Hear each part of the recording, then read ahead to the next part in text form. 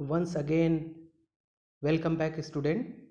This is third part of our theme 10 colonialism and countryside.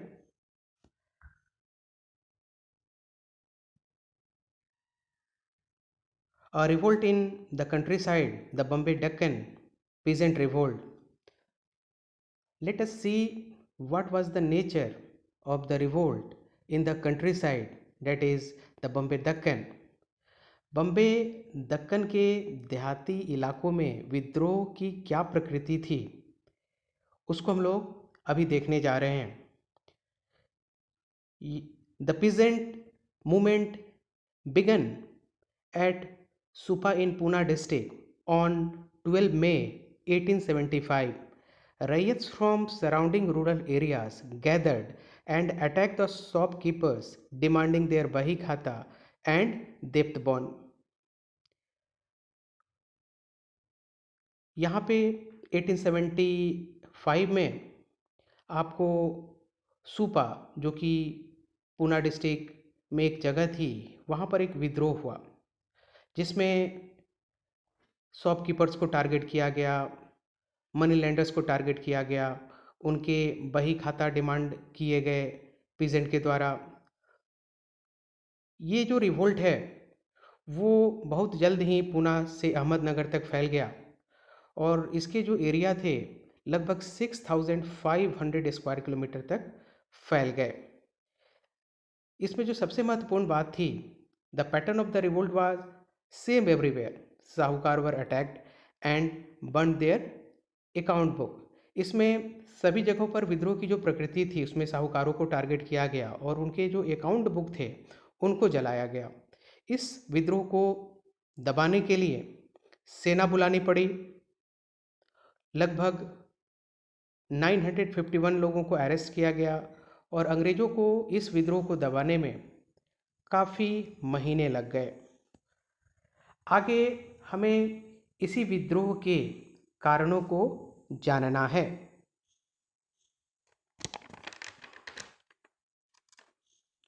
A new revenue system, ryotwari settlement. यहाँ पे बंगाल में permanent settlement किया गया, लेकिन जब बम्बे दक्कन की बात आई तो वहाँ पे परमानेंट सेटलमेंट नहीं किया गया क्योंकि परमानेंट सेटलमेंट में कुछ डिमेरिट्स थे, जैसे कि रेवेन्यू हमेशा के लिए उसमें फिक्स कर दिया जाता था. ये ज़मींदारों से किया गया था. ऐसे में रेवेन्यू फिक्स होने से अंग्रेज़ों को आने वाले फ्यूचर में एग्रीकल्चरल जो प्रोडक्ट्स थे उनके दाम बढ़ने की स्थिति में उसका फ़ायदा उनको ना होकर जमींदारों को होना था. तो इस कमी को दूर करने के लिए बम्बे डेक्कन में रैयतवाड़ी सेटलमेंट को लागू किया गया. Under this system the revenue was directly settled with the रैयत. यहाँ पर सबसे बड़ा जो अंतर था बंगाल में, जहाँ पर जमींदारों के साथ परमानेंट सेटलमेंट किया गया, वहीं रैयतवाड़ी में रैयत मीन्स किसानों के साथ ये सेटलमेंट किया गया. इसके जो फीचर्स से the average income from different type of soil was calculated. इसमें क्या किया गया कि एवरेज इनकम को, मिट्टी की क्वालिटी को देखते हुए उसका जो एवरेज इनकम था उसको कंसिडर करते हुए रेवेन्यू फिक्स किया गया. यहाँ तक कि रैयत कितना उनकी कैपेसिटी है उसको भी एसेस किया गया और उसके बाद रेवेन्यू को फिक्स किया गया. इसमें लैंड के सर्वे करने के बाद प्रत्येक 30 साल के बाद फिर से रेवेन्यू के रेट को इंक्रीज किया जाना था. कहने का मतलब है कि इसमें अब परमानेंट सेटलमेंट की तरह रैयतवाड़ी सेटलमेंट में रेवेन्यू हमेशा के लिए फिक्स नहीं रहा. Revenue demand in the Bombay Deccan and the peasant depth.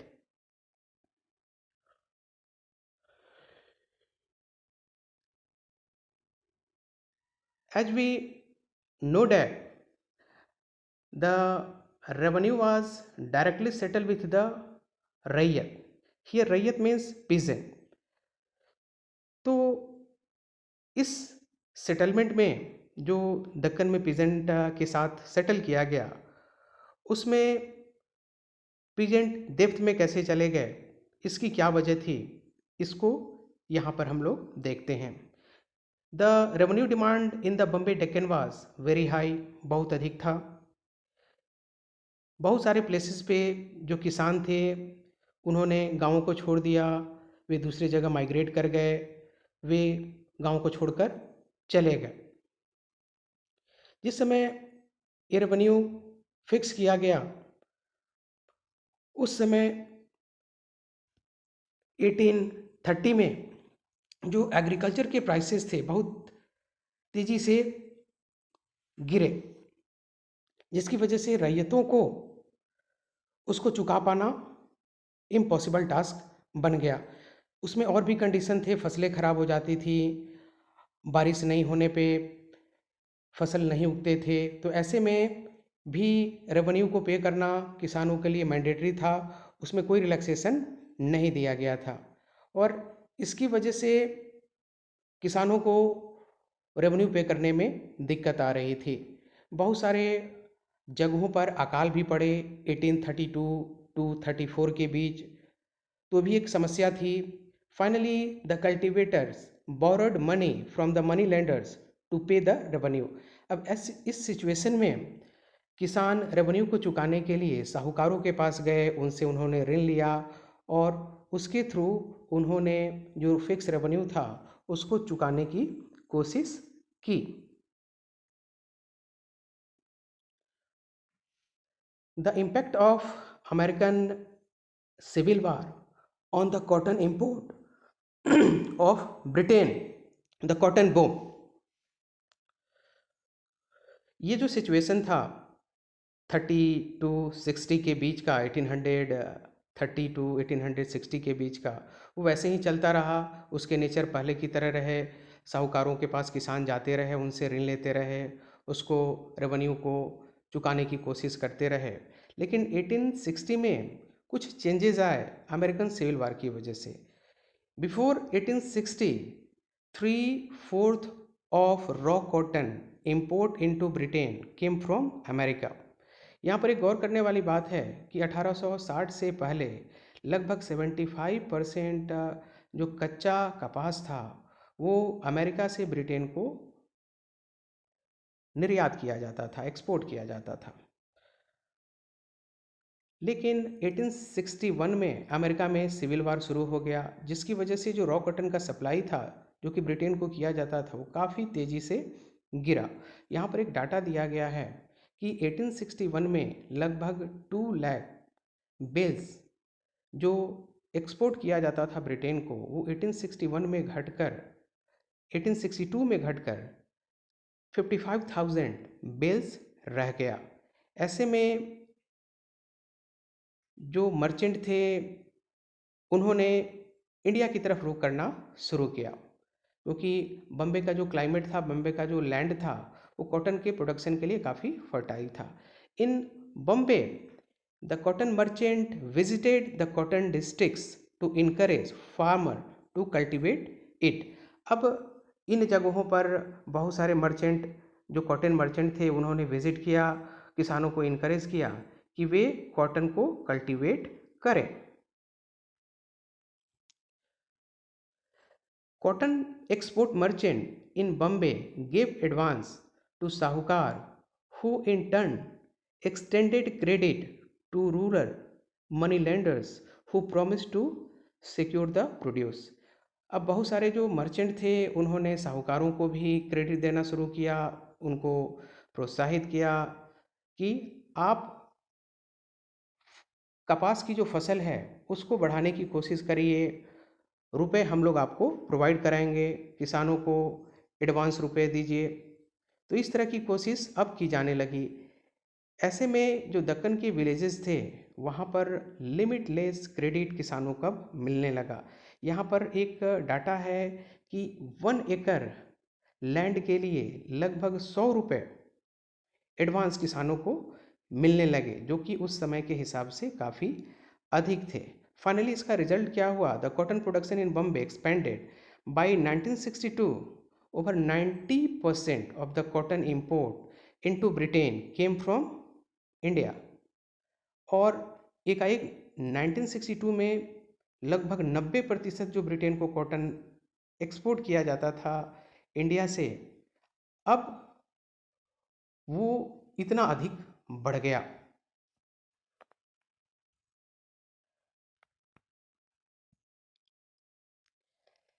Experiences of injustice failed by the रैयत।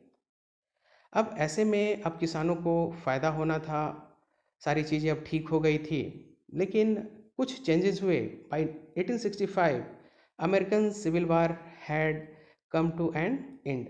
1865 में अमेरिका का सिविल वार समाप्त हो गया। अब सिचुएशन जो है बहुत तेज़ी से बदलने लगे। ऐसे में जो कॉटन का प्रोडक्शन इंग्लैंड में होता था, जो अमेरिका से सप्लाई किया जाता था रॉ कॉटन, वो फिर से बढ़ने लगा और इंडिया का जो एक्सपोर्ट था जो कि ब्रिटेन को किया जाता था, वो धीरे धीरे डिक्लाइन हो गया। इस सिचुएशन में साहूकार and export merchant in Maharashtra stopped long term credit and started demanding repayment of डेब्ट। इस सिचुएशन में साहूकार और जो एक्सपोर्ट मर्चेंट थे, उन्होंने किसानों को क्रेडिट देना बंद कर दिया। जो उन्होंने क्रेडिट दिए थे, जो उन्होंने ऋण दिए थे, अब उसके रीपेमेंट के लिए उन पर दबाव बनाया जाने लगा। इसमें एक और बुरी बात क्या हुई कि गवर्नमेंट ने ठीक इसी समय में फिर से जो रैयतवाड़ी सेटलमेंट को रिवाइज करके उसका जो रेवेन्यू था उसको लगभग 50% टू 100% कई जगहों पर उसको बढ़ा दिया गया।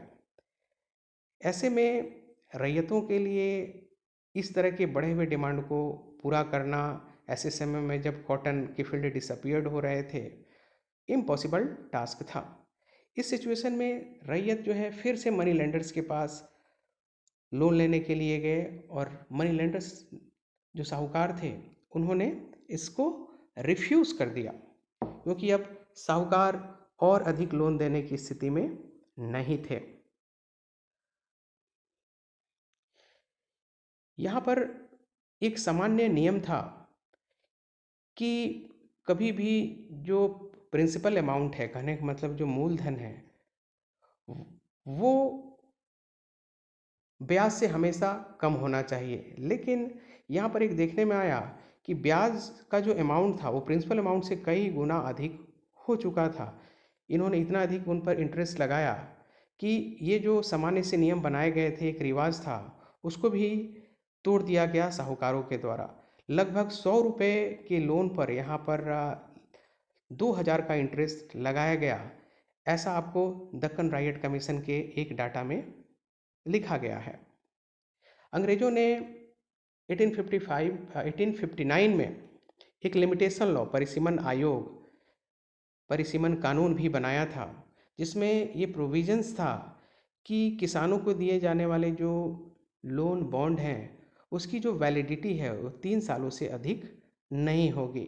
3 सालों के बाद वो वैलिड नहीं होगा। ऐसे सिचुएशन में जो मनी लेंडर्स थे उन्होंने प्रत्येक 3 साल से पहले ही, 3 साल के अंत होने से ठीक पहले ही उसको फिर से वे रिन्यू करा लेते थे। ऐसे में ये जो लिमिटेशन लॉ जो था उसका कोई अब इम्पोर्टेंस या उसका किसानों को कोई ज़्यादा फ़ायदा नहीं हुआ। फाइनली किसानों ने बहुत सारे पिटीशन डाले, रैयतों ने कंप्लेन किए इस तरह के इनजस्टिस के अगेंस्ट में, इस तरह के वॉलेशन ऑफ कस्टम के अगेंस्ट में, लेकिन उसका कोई भी रिजल्ट नहीं मिला, जिसकी वजह से फाइनली इन किसानों को विद्रोह करना पड़ा, जो हम लोग देखते हैं कि पूना डिस्ट्रिक्ट में हुआ और वो बहुत तेज़ी से अहमदनगर और उसके आसपास के क्षेत्रों में भी फैल गया।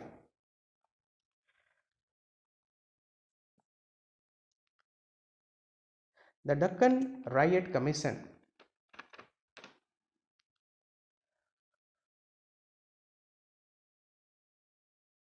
The Deccan Riot Commission was set up the government of Bombay to inquire into the causes of Deccan Riot। यहाँ पर आपको इस तरह जो किसानों के विद्रोह हुए पूना डिस्ट्रिक्ट में, जिसको हम लोग दक्कन दंगा के नाम से जानते हैं, उसके लिए एक अंग्रेज़ों ने एक कमीशन बैठाई, एक आयोग बैठाया उस पर इंक्वायरी करने के लिए।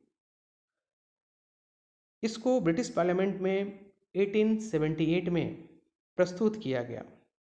इसमें बहुत सारे सोर्सेज को यूज़ किया गया। इस कमीशन ने उन डिस्ट्रिक्ट का दौरा किया जहाँ पर ये दंगे फैले हुए थे, बहुत सारे लोगों के रिकॉर्ड लिए गए, साहूकारों से रिकॉर्ड लिए गए, उनके स्टेटमेंट लिए गए, रैयतों से लिए गए, बहुत सारे जो आई विटनेस थे उनसे भी इसके रिकॉर्ड लिए गए। और finally the commission was asked to जज इसमें whether the level of government revenue demand was the causes of the revolt। यहाँ पर कमीशन से कहा गया था कि ये जज करने के लिए कि क्या गवर्नमेंट के जो रेवेन्यू डिमांड थे जो कि लगभग 50 to 100% कई जगहों पर बढ़ाए गए थे, उसको रिवाइज करने के बाद क्या बढ़े हुए डिमांड इस विद्रोह के कारण थे। तो इसमें एक बहुत इंपॉर्टेंट जो इसका पर्पस था दक्कन दंगा आयोग का कि ये देखना कि गवर्नमेंट के बढ़े हुए या रेवेन्यू के जो डिमांड हैं वो इसके लिए रिस्पॉन्सिबल थे या नहीं थे। लेकिन कमीशन ने रिपोर्ट क्या दिया देखते हैं। The commission reported that the government demand was not the causes of peasant anger, it was the money lenders who were to blame. यहाँ पर इस कमीशन ने मानने से इनकार कर दिया कि गवर्नमेंट के जो रेवेन्यू के बढ़े हुए डिमांड थे वो किसानों के गुस्सा के कारण थे, बल्कि उन्होंने ये बताया कि मनी लेंडर्स ही उसके लिए जिम्मेवार थे, न कि हमारे बढ़े हुए कर।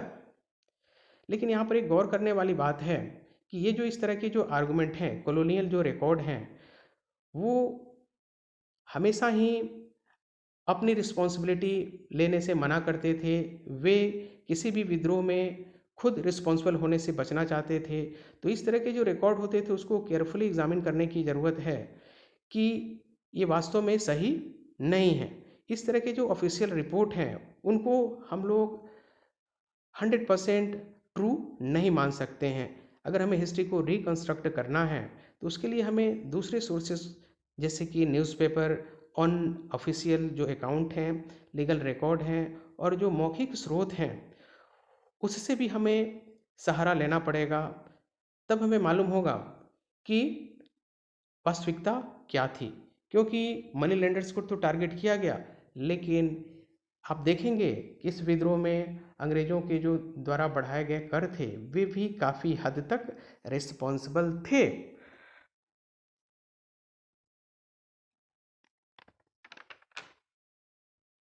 Here these are a list of important questions for your practice,